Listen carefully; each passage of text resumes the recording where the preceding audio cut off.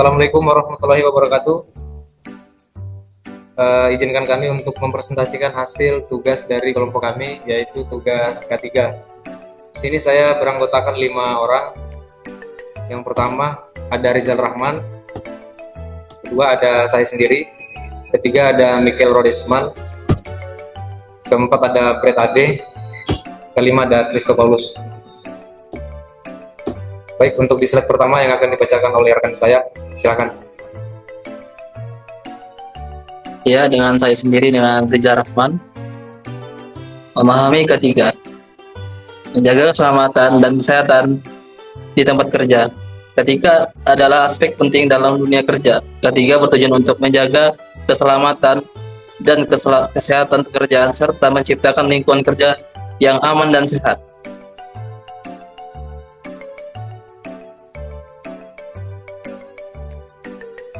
Pentingnya komitmen manajemen terhadap K3. Budaya keselamatan, membangun budaya K3 yang kuat dan positif di tempat kerja. Prioritas K3 menempatkan K3 sebagai prioritas utama dalam setiap pengambilan keputusan. Sumber daya, menyediakan sumber daya yang cukup untuk mendukung program K3. Identifikasi bahaya dan penilaian risiko. 1. Identifikasi bahaya, mengenali potensi bahaya yang ada di tempat kerja. 2. Penilaian risiko, menilai tingkat risiko dari setiap bahaya yang teridentifikasi. 3. Prioritas risiko, memprioritaskan risiko yang perlu diatasi terlebih dahulu.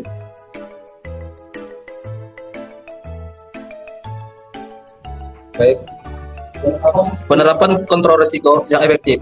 1. Teknik pengendalian, menerapkan teknik pengendalian yang sesuai dengan tingkat risiko. 2. Pengendalian administratif, menerapkan prosedur kerja yang aman dan pelatihan bagi pekerja. 3. Pengendalian teknik, menggunakan alat pelindung diri dan teknologi yang aman. Ya, seterusnya.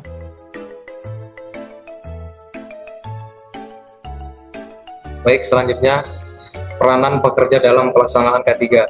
Yang pertama ada patuhi aturan, selalu patuhi aturan dan prosedur K3 yang telah ditetapkan. Kedua, laporkan bahaya, lapor segera kepada atasan jika menemukan bahaya atau kondisi kerja yang tidak aman. Ketiga, berpartisipasi aktif dalam program K3 dan kegiatan peningkatan keselamatan. Selanjutnya, prosedur tanggapan darurat dan evakuasi. Yang pertama ada identifikasi bahaya, menentukan jenis bahaya dan tingkat keparahannya.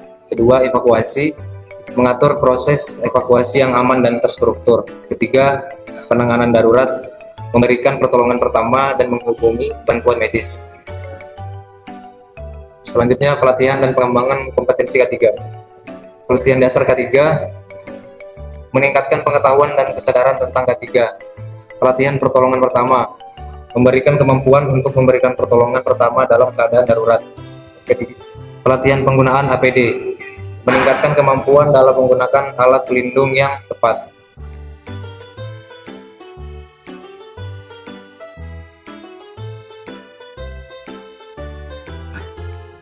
Pengukuran kinerja dan perbaikan berkelanjutan. Yang pertama ada monitoring, memantau kinerja K3 secara berkala. Kedua, evaluasi, mengevaluasi efektivitas program K3. Yang terakhir ada perbaikan, melakukan perbaikan dan peningkatan secara terus-menerus. Pelatur dan pengawasan K3. 1. Peraturan, menetapkan peraturan dan standar K3 yang berlaku. 2. Pengawasan, melakukan pengawasan dan audit untuk memastikan kepatuhan. 3. Sanksi, memberikan sanksi bagi perusahaan yang melanggar peraturan K3.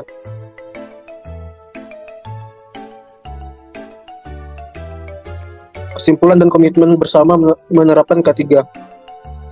K3 adalah tanggung jawab bersama, komitmen dan kerjasama dari semua pihak sangat penting untuk menciptakan tempat kerja yang aman dan sehat. Bersama-sama kita dapat membangun budaya K3 yang kuat dan mencegah kecelakaan kerja.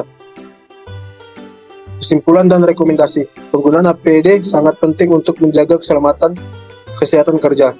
Tantangan dalam penerapan APD dapat diatasi dengan strategi yang tepat, seperti pemilihan APD yang sesuai, pelatihan yang komprehensif, dan budaya keselamatan yang kuat. Apa itu APD?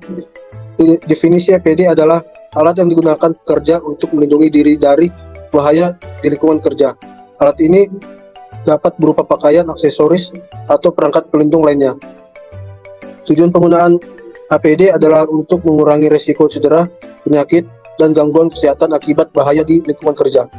Pentingnya penggunaan APD yang tepat dapat meningkatkan keselamatan dan kesehatan kerja secara signifikan, mengurangi kecelakaan kerja, dan meningkatkan produktivitas.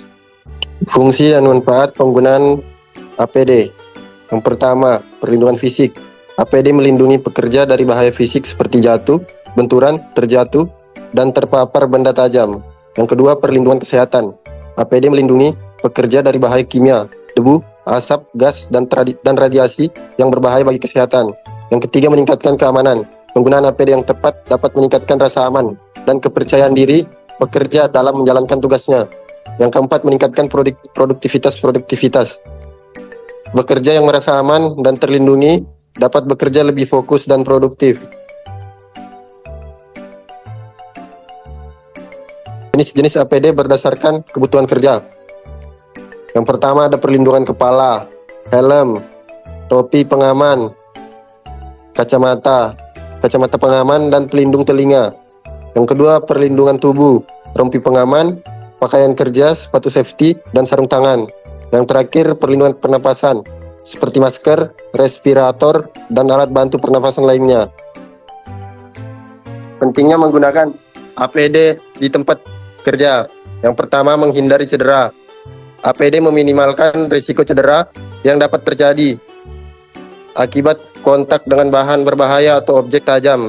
Yang kedua, mencegah penyakit. APD melindungi pekerja dari penyakit yang dapat disebabkan oleh paparan bahan kimia, debu, asap, dan gas. Yang ketiga, meningkatkan produktivitas. Pekerja yang aman dan sehat dapat bekerja lebih fokus dan produktif, sehingga meningkatkan efisiensi kerja. Yang terakhir, memenuhi standar K3. Penggunaan APD sesuai standar K3 merupakan kewajiban dan menunjukkan komitmen perusahaan. Prosedur penggunaan APD yang benar. Pilih APD yang tepat. APD yang sesuai dengan jenis bahaya di tempat kerja dan jenis pekerjaan yang dilakukan. Yang kedua, pastikan APD dalam kondisi baik. Pastikan APD dalam kondisi bersih, utuh, dan berfungsi dengan baik sebelum digunakan. Yang ketiga, gunakan APD dengan benar. Pelajari dan ikuti instruksi penggunaan APD secara detail dan benar. Yang terakhir, lepas APD dengan benar. Lepas APD dengan berhati-hati dan simpan di tempat yang aman dan bersih. Pemeliharaan dan perawatan APD. Yang pertama, rutin membersihkan. Bersihkan APD secara rutin dengan air sabun atau cairan bersih yang sesuai. Yang kedua, menghindari paparan matahari. Hindari menyimpan APD di tempat yang terkena sinar matahari langsung. Yang ketiga, memeriksa kerusakan. Periksa secara berkala kondisi APD dan segera ganti jika ditemukan kerusakan. Yang keempat, menyimpan di tempat yang aman. Simpan APD di tempat yang bersih, kering, dan terhindar dari debu dan kotoran. Faktor yang mempengaruhi efektivitas penggunaan APD. Yang pertama itu kesadaran kerja.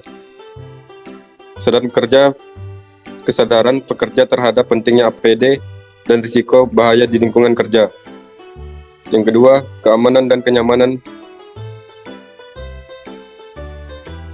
APD yang nyaman dan aman digunakan meningkatkan kepatuhan pekerja dalam memakainya. Yang ketiga, komunikasi dan pelatihan. Informasi yang jelas mengenai bahaya penggunaan APD dan prosedur keselamatan. Yang keempat, kepemimpinan dan budaya keselamatan. Peran pemimpin dalam mendorong budaya keselamatan dan mendukung penggunaan APD. Tantangan dan solusi terkait penggunaan APD, yaitu kendala kenyamanan. APD yang tidak nyaman dapat mengurangi kepatuhan dan efektivitas penggunanya. Yang kedua, kendala keterbatasan gerak. APD yang menghalangi gerak dapat mengurangi efisiensi dan produktivitas kerja. Yang ketiga, kendala biaya. Biaya pengadaan dan pemeliharaan APD dapat menjadi kendala bagi perusahaan. Next. Kesimpulan dan rekomendasi yaitu penggunaan APD sangat penting untuk menjaga keselamatan dan kesehatan kerja. Tantangan dalam penerapan APD dapat diatasi dengan strategi yang tepat, seperti pemilihan APD yang sesuai, pelatihan yang komprehensif, dan budaya keselamatan yang kuat. Baik, mungkin itu sekian dari hasil presentasi kelompok kami. Kurang dan lebihnya kami mohon maaf apabila ada salah kata. Mohon sekiranya bisa dimaklumi. Billahi taufiq wal hidayah. Wassalamualaikum warahmatullahi wabarakatuh.